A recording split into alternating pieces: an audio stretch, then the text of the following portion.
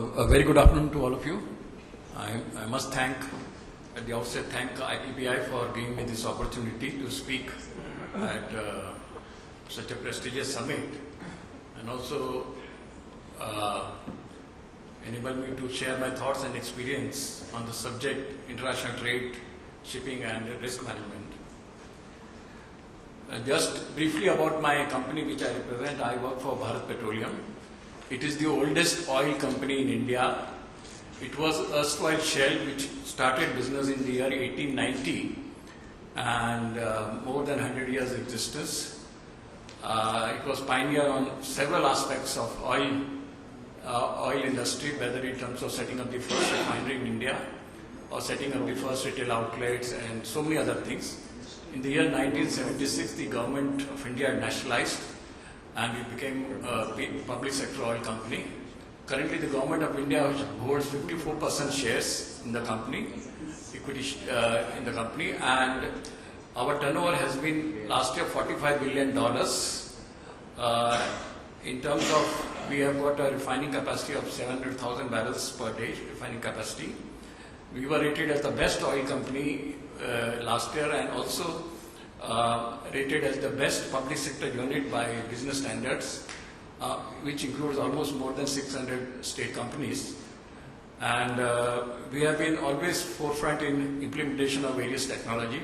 We were rather the first corporate in India, including the private sector, which implemented SAP in all its modules, in all the processes, which gives a distinct competitive advantage vis-a-vis other players in the oil industry.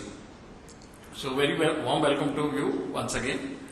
And basically, I've been asked to speak on international trade, shipping and risk management. A lot of speakers have given various perspectives on the focus of our conference is energy security. But linked with this energy security is also very important that how do we manage our risk. That's also very critical.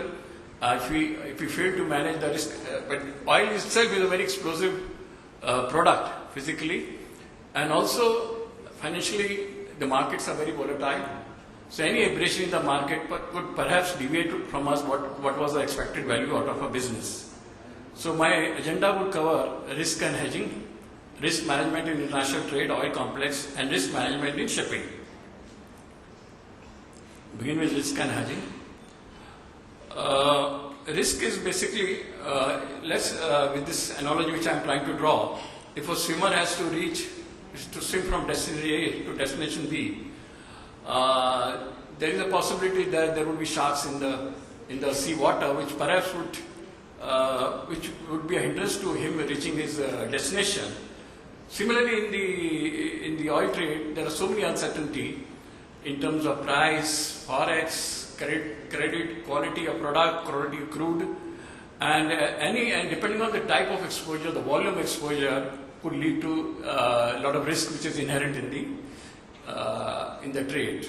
And need to mitigate risk perhaps is what we call it hedging. How do we insulate ourselves against various risks associated with the business? So in the broadest term, hedging is nothing but the reduction of risk. How do we minimize our risk? By taking offsetting financial positions and exploiting relationship or co-relationship between various risky portfolios. Now, if we have to do business to earn profits or to earn rewards, so we are paid to take the risk. We should be prepared to take the risk.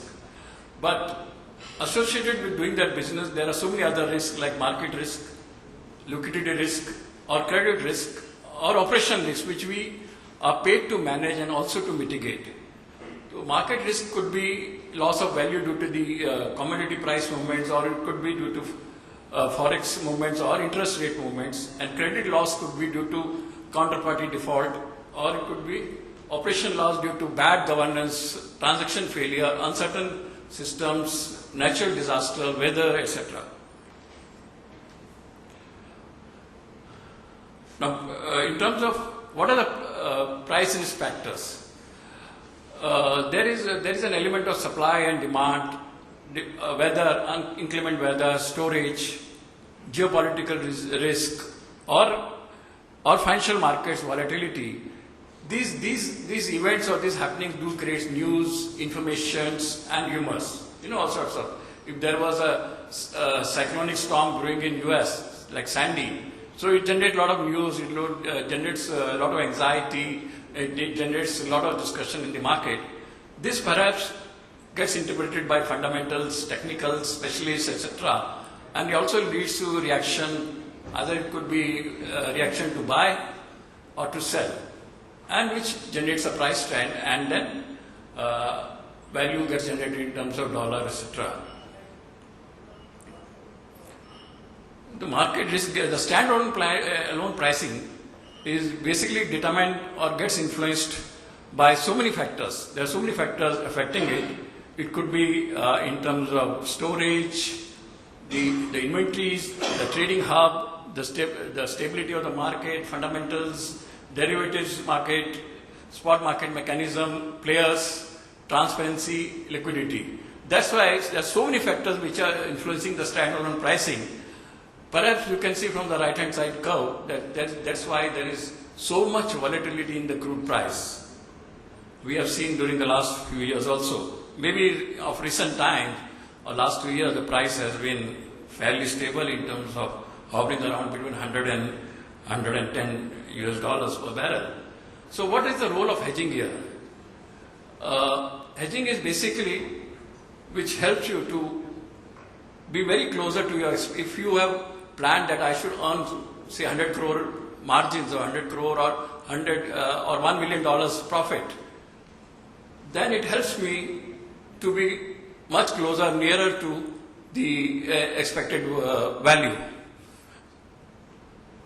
As I mentioned in my previous slides, it offset the financial transactions. Now, hedging also is a very, very complex activity. Like in my company, we have developed fairly good expertise in terms of taking hedging positions, and we have been offering our consultancy or helping the other players to develop their own hedging desk. What's the purpose of hedging? So if we are clear that yes, we have to go in for hedging, then we have to basically decide on we have to frame a policy. We have to identify people, because this is a very skilled activity. Particularly in the oil industry, you'll find most of the big multinational companies, they are very, very particular about having a competent people managing the hedging task. Framing the policy, we'll have to, in the process of framing the policy, we'll have to identify what is going to be my risk factor, what will be the governance framework, what will be the method of monitoring, compliance, and also formatting the strategies. And the objectives could be different from a company to company. It could be protection of revenue, or it could be cost reduction by locking cost. It could be debt servicing, or raising capital for new projects at a fixed interest rate, or it could be providing pricing flexibility of customer solutions. Risk management framework, just a grid on. Basically, the 4 pillars of risk management has been strategic, operation could be reporting, and compliance. And each, in my company, there is an internal environment which has been created, and which is across all the business units in terms of objective setting or identification, risk register, control activities, communication, and monitoring. Oil and gas is a very vital contributor to the overall energy ecosystem, as this slides demonstrates. Right from the upstream, that is from production source, to the final consumer, these are very complex operations, and a lot of risks are involved in this. International oil market is also very, very complex business because of so many factors. There are pricing benchmarks, WTI, Brent, Dubai, and also there is a lot of discussion going on whether they are authentic in present day context. In fact, recently the CEO of Vitol, the leading trader in the world, oil trader, he has said that this Brent has outlived its utility and it needs to broaden its base, not to include crudes found in North Sea, but also to cover the crudes of West Africa, etc. So it becomes more realistic. As what we find, even a small happening in the North Sea, some aberration in terms of maintenance, issue. It has got odd labor problem in North Sea. It directly has a bearing on crude prices in West Africa or Libya, and we ultimately end up paying. Although there is absolutely no problem in availability of those crudes, but it does have a bearing. Similarly, and moreover, North Sea crude is now virtually over.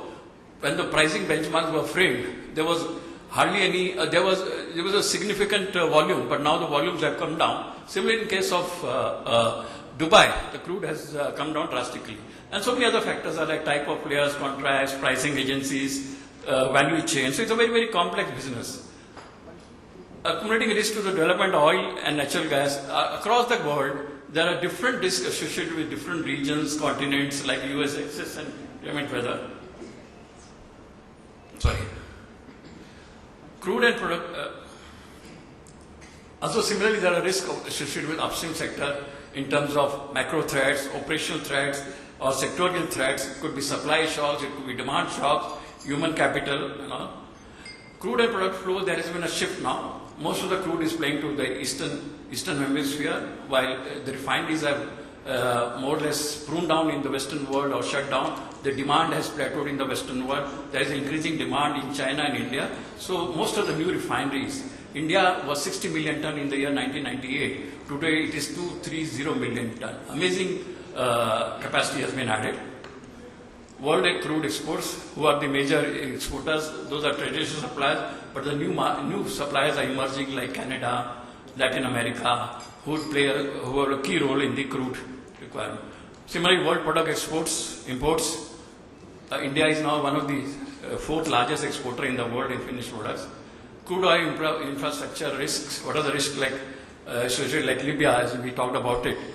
After the Gaddafi war, still the situation has not improved. In fact, it is back to worse. It used to supply 1.6 million barrels per day. It has come down to 200,000. It produces excellent quality of crude, which is very good for our Indian refiners also.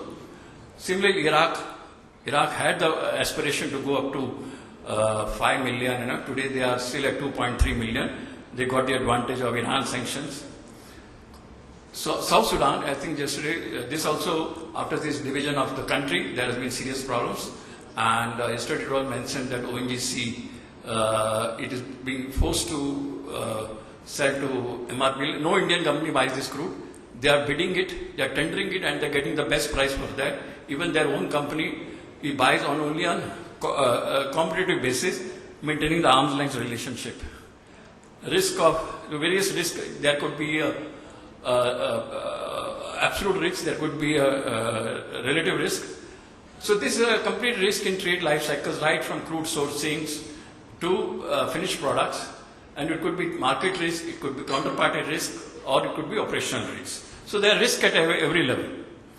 Risk management, how does it work? So when you take hedging positions, you convert or you replace the volatility in price, the floating cost or the floating margins into a fixed price. So that means that you are assured that you will earn certain amount of margins, at least to take care of your operating cost or to service your debt. This is a live example. I hedged at, I wanted a crude at $105. The prices have gone to 110 because I had hedged. So $5 is paid by the banker to me. So in a way, I'm buying crude at 505 only. So my price remains fixed.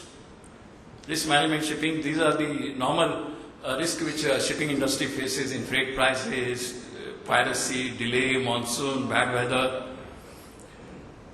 Again, this is depicting how the crude oil, the oil trade is flowing, is reflecting a shift from west to east. Freight market risk, again, there are so many factors which affect the freight, and depending on demand, GDP, etc. But this risk also can be managed or mitigated by taking hedging position on freight forward, which we have also been doing regularly, almost 10%. Another concern is the piracy for shipping industry which faces. The attacks are more aggressive, more violent, bolder and larger attacks in the entire region, particularly the Middle East and all, because where the maximum trade is now taking place, it is piracy prone now. And alternative, if you move the product from alternative sources, it will lead to higher cost, more pollution, etc. And risk mitigation action plan objectives also clearly defined. What do we take care of in our objectives, particularly improving the IMO guidelines, promoting corrective levels of support from coordination, cooperation with navies, etc. This what we are building. Action taken by IMO in terms of supporting to SOS, guidance, actively participating in DGB code of contact and long range identification and tracking. And this particularly state of Hormuz, as we talked also in the morning, if something goes wrong in Hormuz, well, there is hardly any option. In fact, this aspect was also studied by IEA workshop which I participated in Paris. And there are hardly not many solutions if anything goes wrong. Right? Maybe releasing emergency stocks from the highest stocks all over the world. This is basically giving that infrastructure risk management snapshot. What are the internal and external triggers, and what is the process? In fact, just to give you, I'll take one minute more. In India, we have a well-defined oil industry contingency plan, which I've talked about in many forums, and which takes care of any contingency of any type, whether natural disaster or terrorist attack or what you call labor strike, etc. It takes in who will do what. It's very clearly defined documentation, reporting, etc. Thank you. Thank you, Bharat.